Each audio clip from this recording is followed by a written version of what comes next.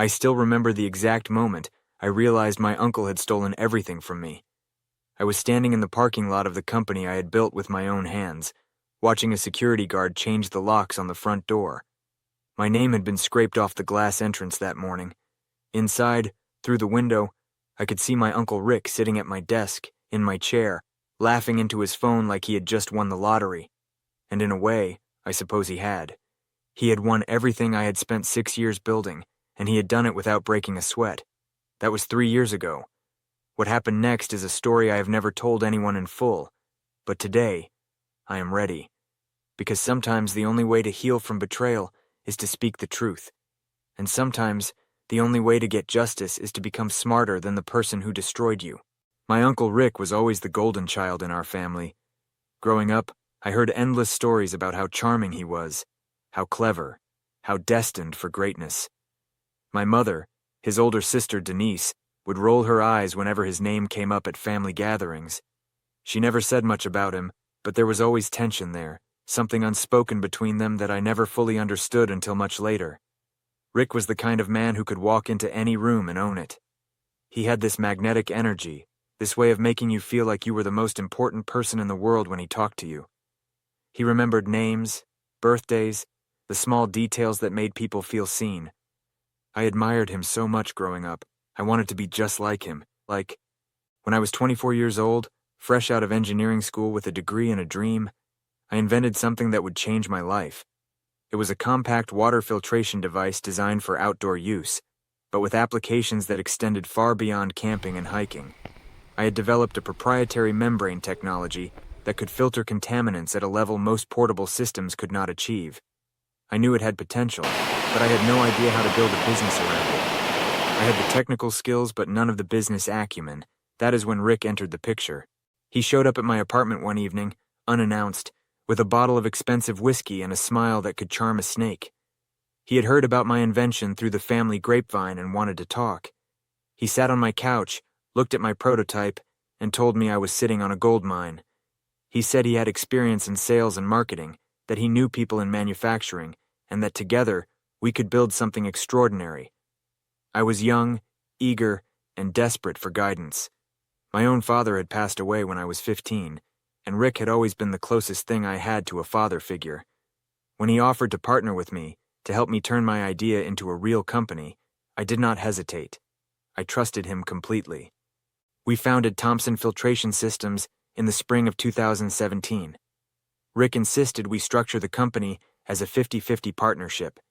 He said it was the only fair way to do it, since he would be handling the business side while I focused on product development and operations. I did not question it. I was grateful to have him by my side. The first year was brutal. We worked out of a rented warehouse in Philadelphia, operating on a shoestring budget. I spent 18-hour days perfecting the manufacturing process while Rick made sales calls and networked with potential distributors. Slowly, things started to click. We landed our first major contract with an outdoor retail chain, then another with a government agency looking for emergency water solutions.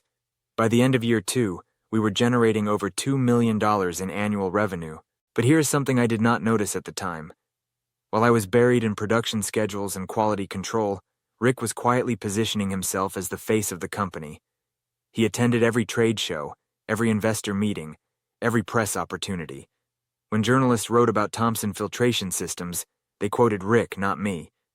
When we won an innovation award from a local business association, Rick accepted it alone because I was stuck handling a manufacturing crisis. At the time, I thought nothing of it. I assumed we were a team, that our contributions were equally valued even if they were not equally visible. I was naive. I was so incredibly naive. The first crack appeared in year 4. We had grown to 15 employees and moved into a proper facility in the industrial district. Our revenue had climbed to nearly $5 million, and we were in talks with a major national retailer about a distribution deal that could triple our business. That is when Rick hired a new accountant named Gerald, without consulting me. I found out when I walked into the office one morning and saw a stranger sitting at a desk that had not been there the day before. Rick brushed it off, said we needed professional financial management, said Gerald came highly recommended. I accepted it because I trusted him. I always trusted him. Over the next few months, I started noticing things that did not add up. Invoices from vendors I had never heard of, expense reports for conferences I knew Rick had not attended, equipment purchases that never seemed to materialize into actual equipment. When I asked Rick about it, he got defensive in a way I had never seen before. He told me to stay in my lane, to focus on what I was good at, and to let him handle the business side. His tone was sharp, almost dismissive. It stung, but I told myself he was just stressed. We were growing fast and growing pains were normal, right? Then came the meeting that changed everything. It was a Tuesday in October, and Rick called me into the conference room. Gerald was there, along with a man I had never met before. Rick introduced him as Howard Kessler, a business consultant who was going to help us restructure for the next phase of growth. I sat down, confused but willing to listen. What followed was the most devastating 20 minutes of my life. Howard slid a folder across the table toward me. Inside were financial projections, legal documents, and a letter of intent. He explained in a calm and practiced tone that the company was in financial distress. According to the numbers Gerald had prepared, we were hemorrhaging money, buried in debt, and on the verge of collapse. The only way to save the company, Howard said, was to bring in outside investors and restructure the ownership. Rick nodded solemnly throughout, playing the part of the concerned partner who had no choice but to deliver this terrible news. I was stunned. I knew our cash flow was tight, but I had no idea we were in crisis. I asked to see the full financials, but Howard said they were too complex to review in a single meeting. He handed me another document, a buyout agreement. If I signed, I would receive $200,000 for my 50% stake in the company. I would walk away with some money and avoid being dragged down by the impending collapse. Rick looked at me with something that almost resembled sympathy and said it was the best option for everyone. Something in my gut screamed that this was wrong. I asked for time to think, to consult with my own lawyer. Rick's face flickered with something I had never seen before, a flash of irritation, maybe even anger, before the mask of concern slid back into place. He said, of course, take whatever time I needed, but warned that the window for this deal was closing fast. If I waited too long, there might not be anything left to walk away with. I left that meeting in a daze. When I got home, I called my mother. I had not spoken to her about the business in months, caught up as I was in the daily grind. When I told her what had happened, there was a long silence on the other end of the line. Then she said something that made my blood run cold. She said, "Marcus, your Uncle Rick has done this before." I demanded to know what she meant. My mother took a deep breath and finally told me the truth she had been holding back for decades. When she and Rick were in their 20s, they had inherited a small rental property from their grandmother. They were supposed to share it equally, but Rick convinced her to let him handle the management. Within 2 years, he had taken out loans against the property without her knowledge, pocketed the proceeds, and let it fall into foreclosure. By the time she discovered what had happened, the property was gone, and Rick claimed he had done everything in good faith, that the market had turned, that there was nothing he could have done. She never saw a penny. She never forgave him either, which explained the tension I had sensed my whole life. She had tried to warn me when I first partnered with Rick, but I was too starstruck to listen. And now history was repeating itself. I did not sleep that night. Instead, I sat at my kitchen table and thought about every decision I had made over the past 4 years. Every time I had trusted Rick. Every time I had deferred to his judgment. Every red flag I had ignored because I wanted to believe in him. By morning, I had made a decision. I was not going to sign anything. I was going to find out the truth, and if Rick had betrayed me, I was going to make him answer for it. The first thing I did was hire my own accountant, a forensic specialist named Patricia Chen, who came recommended by a lawyer friend. I told her everything and gave her whatever documents I had access to. Then I started paying closer attention at work. I came in early and stayed late. I watched Gerald, noticed how he always seemed to be on edge, how he avoided making eye contact with me. I started making copies of files, quietly, carefully, building my own record of everything that was happening. 2 weeks later, Patricia called me with her preliminary findings. What she told me made me physically sick. The financial crisis Rick had described did not exist. Our company was profitable, healthier than ever. The debt Gerald had reported was largely fictional, manufactured through fraudulent invoices from shell companies that Rick controlled. Over the past 18 months, Rick had been siphoning money out of the business at a staggering rate.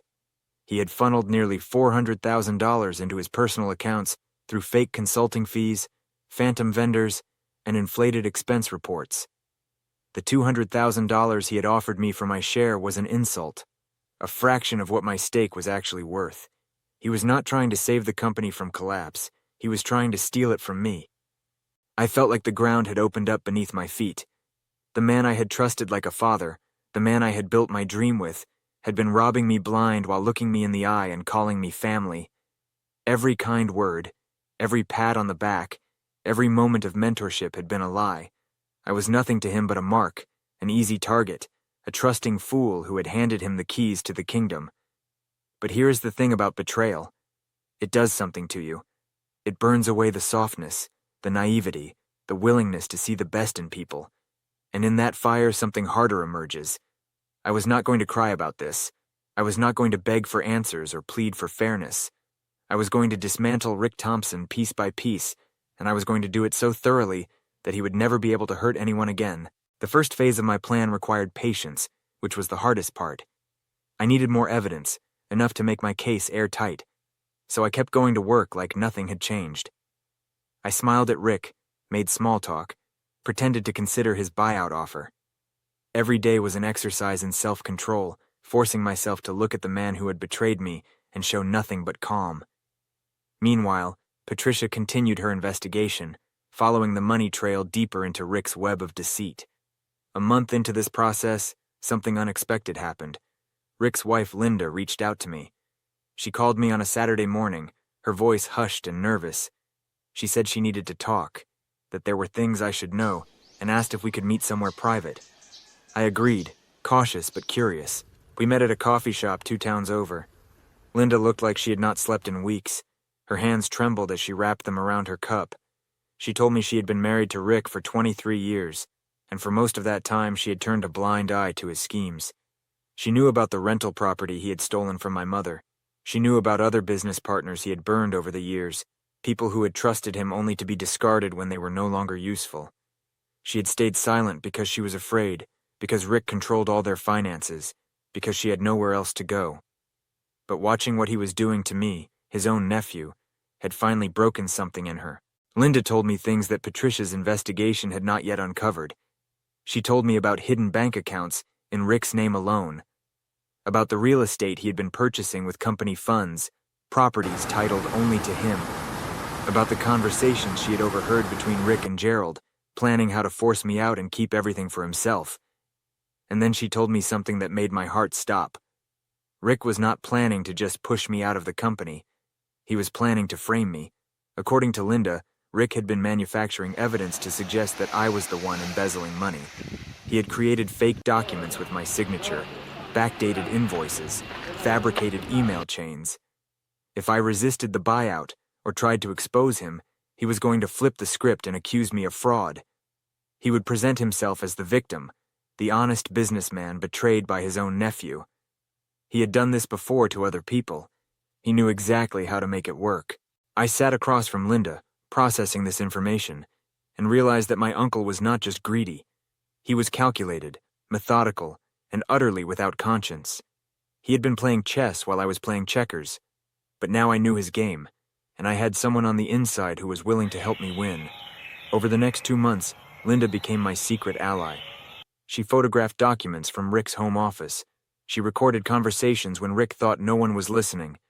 She provided access codes and passwords that allowed Patricia to trace the financial fraud in granular detail. Every piece of evidence brought us closer to the full picture of Rick's criminal enterprise. It was not just about our company anymore. Patricia discovered that Rick had defrauded at least 2 previous business partners in similar schemes, leaving a trail of ruined lives and broken dreams behind him. I hired a lawyer named David Rothstein, who specialized in business fraud. When I showed him everything we had gathered, his eyebrows climbed toward his hairline. He said this was one of the most clear-cut cases of embezzlement and fraud he had ever seen. But he also warned me that going to court would be expensive, time-consuming, and emotionally brutal. Rick would fight dirty. He would try to destroy my reputation and make me look like the villain. Was I prepared for that?